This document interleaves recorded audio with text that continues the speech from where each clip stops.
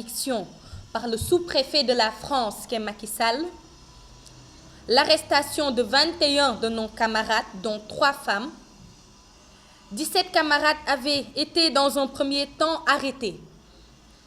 4 camarades qui venaient visiter au commissariat central, les 17 en garde à vue, ont été eux aussi arrêtés.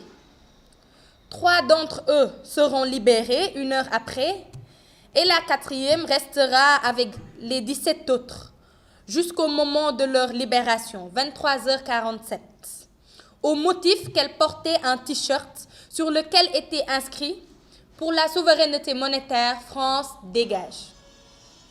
Pendant la garde à vue, certains camarades ont été menottés et d'autres ont été illégalement forcés à signer des procès-verbaux par certains policiers.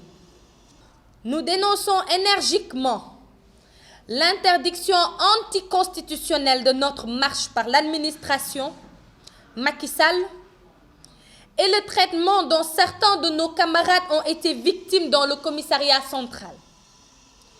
Nous réaffirmons notre volonté d'attaquer le liberticide arrêté Ousmane Ngom.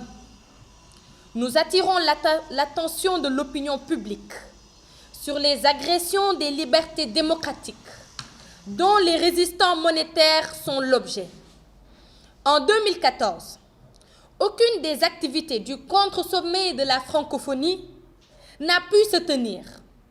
Marche, conférence à l'UCAD, panel à la Fondation Rosa Luxembourg, car toutes interdites. Des atteintes flagrantes à nos droits les plus élémentaires.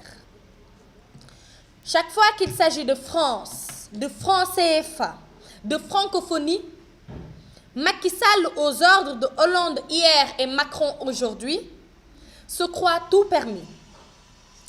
France dégage proteste contre ces atteintes à la Constitution et aux libertés.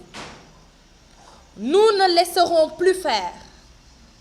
Nous sommes dans un régime de déclaration de manifestation et non d'autorisation.